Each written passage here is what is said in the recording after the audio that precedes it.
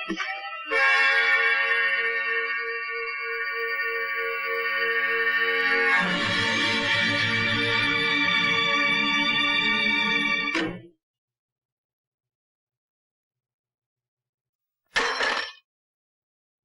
चाबी मुझे अपने मकान के बरामदे में मिली थी, मेरी जेब से गिर गई थी। तो तुम ही वो आदमी हो जो चोरी से मेरे घर में आए थे? क्यों? मुझे कुछ कागजात की जरूरत। जिन्हें तुमने ताला तोड़कर निकाल लिया।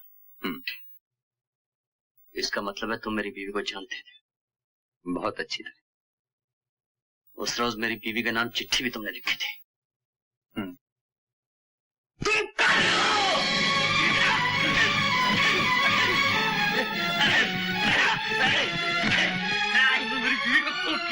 मेरा घर बर्बाद किया, मैं तुम्हें जेल से बाहर डालूंगा, जेल से बाहर डालूंगा।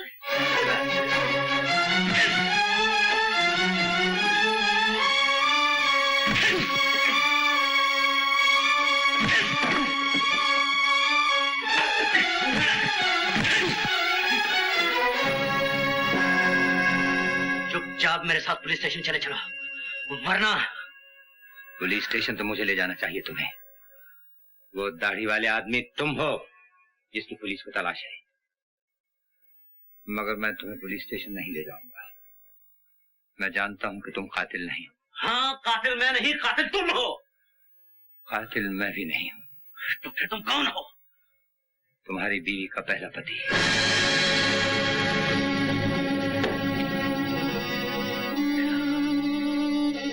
तुम उसके दूसरे पति हो, पहला पति मैं हूं। ये कहानी मुझसे शुरू हुई थी।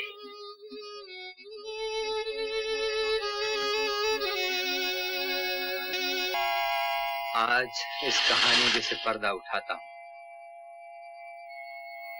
मैं और मीना एक दूसरे से मोहब्बत करते थे, लेकिन हमें डर था अगर मीना के पिता से जिक्र किया गया तो वो शादी की इजाजत नहीं देंगे। इसलिए उनकी इजाजत के बगैर हमने शादी कर ली। उसी रात इमरजेंसी डिक्लेयर हुई और उसी ही रात मुझे लड़ाई के फ्रंट पर भेज दिया गया। उसके कुछ ही दिन बाद मैं लड़ाई में जख्मी हुआ और गिरफ्तार कर लिया गया, लेकिन मेरे बारे में ये खबर उड़ी कि मैं लड़ाई के महाज पर मारा गया। वक्त गुजरता गया, मैं दुश्मन की कैद से रिहा हुआ।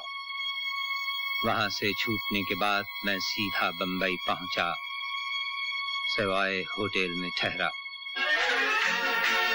मुझे अच्छी तरह याद है, उस रोज नए साल की रात थी। होटल में खूब जश्न हो रहा था, मगर मेरा दिल बंबई में नहीं था, दार्जिलिंग में था। मैं जल्द से जल्द मीना से मिलना चाहता था।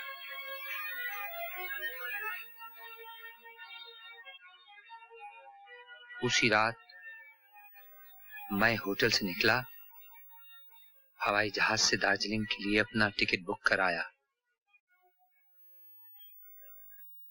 और जैसे ही होटल वापस आया, अचानक महेंद्र से मुलाकात हुई।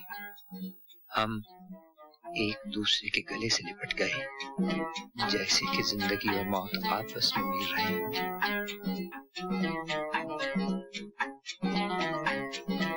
महेंद्र को मैं अपने कमरे में ले गया। अरे महेंद्र, अच्छा हुआ यार तुम मिल गए। ईमान से फ्रंट पे तो गोलियों की आवाज सुन के कान पक गए वैसे यार। अच्छा भैया, कोई इस दुनिया के इस हिस्से कोई नई ताजी खबर सुनाओ मैं। अच्छा तो तुम्हें खौफनाक खबर सुना। आज हम इस होटल में मीना जी से मिले। अरे मीना को मिलना कोई खौफनाक खबर है यार? उसे मिलने के लिए तुम्हें तड़प रहा हूं महेंद्र। मगर राजेश, उन्होंने दूसरी शादी कर दी। नहीं महेंद्र नहीं, मैं उनके शौहर से भी मिला। मेरी तमाम उम्मीदों पर पानी फिर गया। मैं उसी कुर्सी में धंस गया जिसमें बैठा था। अगले रोज मैंने महेंद्र से कहा, मैं मीना से मिलना चाहता हूँ। महेंद्र ने फोन मिलाया। मीना? हाँ, मैं महेंद्र बोल रहा हूँ, कैप्टन महेंद्र। मैं तुम्हें एक ऐसी खबर सुनाना चाहता हूँ जिसे सुनकर तुम हैरान रह जाओ। तुम्हारा पहला पति राजेश जिंदा है। मैं मीना मीना मीना मीना राजेश बोल रहा हूँ मैं। मीना, मैं राजेश हूँ। मीना, मीना। मालूम है तो नीचे रख दिया। तो फिर ट्राई करो। हाँ प्लीज फिर करो। Operator, yes 242665। हम सारा दिन कोशिश करते रहे मगर मीना का फोन नहीं मिला। मैंने एक बार फिर फोन लगाया, उस तरफ घंटी बजने लगी। मीना ने फोन उठाया। फोन बंद मत करना मीना, मैं राजेश बोल रहा हूँ। पहले मेरी पूरी बात सुन लो। मैं सवाई होटल कमरा नंबर 320 में ठहरा हूँ। तुम मुझसे मिलने अभी चली आओ, मैं तुम्हारा इंतजार करूंगा। और हाँ, अगर तुम नहीं आई तो मुझे खुद तुमसे मिलने आना पड़ेगा।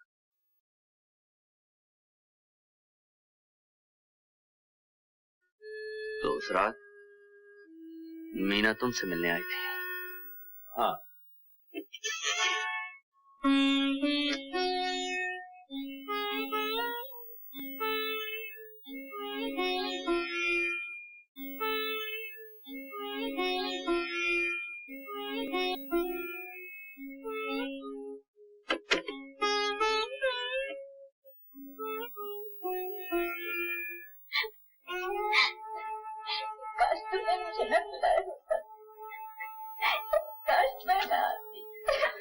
घबराओ नहीं मीना, मैंने टेलीफोन पर जो कहा था वो धमकी नहीं थी, वो सिर्फ तुम्हें एक बार देखने का बहाना था।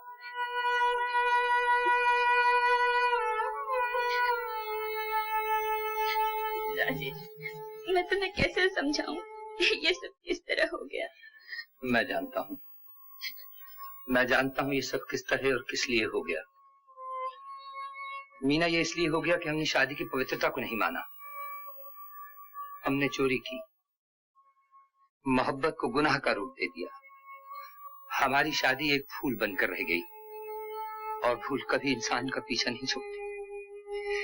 इंसान इंसान को माफ कर देता है, कभी कभी भगवान भी इंसान को माफ कर देता है,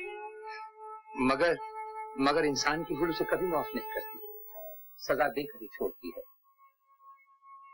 सजा मुझे मिलनी चाहिए थी, सो मिल गई। राजेश, मुझे माफ कर दो, ये सब मेरी वजह से हुआ। नहीं मीना, इसमें तुम्हारा कोई दोष नहीं। कातिबे तकदीर इस कहानी को यूं ही बयान करना चाहता था। हम तो मिलें, बिछड़ जाएं, फिर मिलें, फिर बिछड़ जाएं, और फिर दो अजनबियों की तरह अपने अपने रास्तों पर चले जाएं, जहां से पलट कर आना मुमकिन नहीं।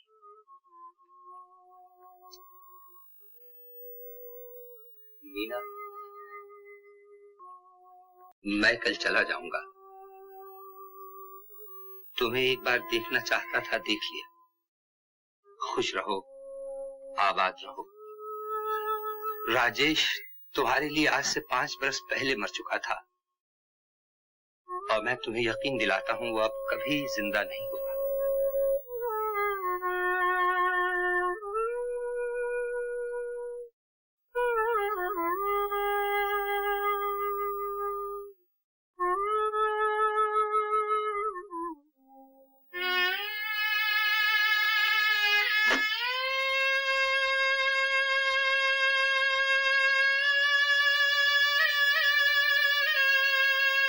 अब तुम अपने घर जाओ मीना।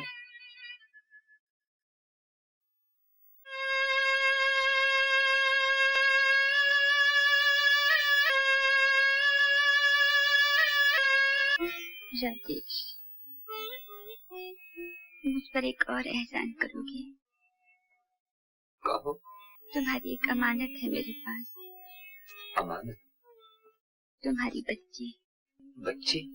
हाँ, पिताजी ने हमारी शादी को राज रखने के लिए इस बात का जिक्र किसी से नहीं किया था। जब बच्ची पैदा हुई, उसे कह दिया कि मर गई है, और उसे अनाथ आश्रम भिजवा दिया गया। मरते वक्त जब ये राज पिताजी ने मुझे बताया, मैं बच्ची को अपने पास नहीं रख सकती थी। उसे मैं ले जाऊंगा। मीना, तुम कितनी अच्छी हो, तुमने मुझे जिंदा रहने का सहारा दे दिया। उसे मैं अपने कलेजे से लगा के रखूंगा मीना। वो कहाँ है उसका पता दो मुझे, मैं उसे अभी अभी लेकर आता हूँ। वो तुम्हें नहीं देंगे। मुझे नहीं देंगे? क्यों? आश्रम वाले सिर्फ शादीशुदा लोगों को ही बच्चे देते हैं। ओह, और मेरी तो शादी हुई नहीं। खैर, कल तुम बच्ची को यहाँ छोड़ जाओ। अब मैं यहाँ नहीं आऊंगी। मशहूर आदमी की बीवी हूँ, किसी ने देख लिया तो जानते हो क्या होगा। हाँ, कुमार तो बहुत मशहूर आदमी है। तो मैं ऐसे करता हूँ, मैं हवाई जहाज से 2 सीटें बुक करा लेता हूँ और जिस वक्त भी वो सीटें होंगी मैं तुम्हें इत्तला दे दूंगा। तुम बच्ची को अपने घर ले आना। हाँ, ये ठीक है।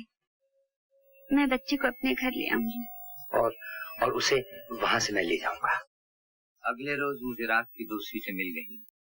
ये बताने के लिए मैंने मीना को 2 बार फोन किया, मगर दोनों ही बार तुमने फोन उठाया और मैं मीना से बात न कर सका। उसके बाद मैंने बहुत बार फोन मिलाया, ऑपरेटर से भी कहा कि नंबर मिला है, लेकिन किसी न किसी वजह से मीना का फोन न मिल सका। चूंकि इत्तला देना जरूरी था, मैंने मीना को एक चिट्ठी लिखी। तो क्या उस रात तुम मेरे घर गए थे? हाँ, मैं गया था। उस वक्त कहीं दूर गिरजे का घंटा बज रहा था। वहां पहुंचकर मैंने ऊपर देखा, बत्ती जल रही थी, दरवाजा खुला हुआ था।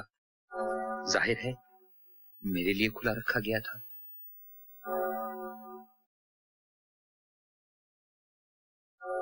अंदर कमरे में अंधेरा था। अंधेरा जानबूझकर रखा गया था, शायद इसलिए कि जब मैं ऊपर जाऊं और वापस आऊं कोई मुझे न देख सके।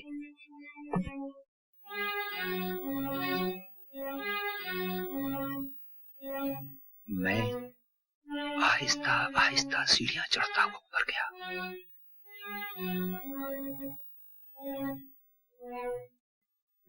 जैसे ही लैंडिंग में कदम रखा, ऊपर से ऊंचे ऊंचे बोलने की आवाजें सुनाई दी। मैं समझा तुम आ गए।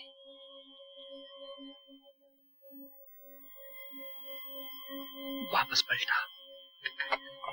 अचानक ऐसे लगा जैसे कोई चाबी से नीचे का दरवाजा खोल रहा है। मैं चुप गया। इतने में कोई अंदर दाखिल हुआ। मैं अभी सोच ही रहा था कि क्या करूं, ऊपर से गोली चलने की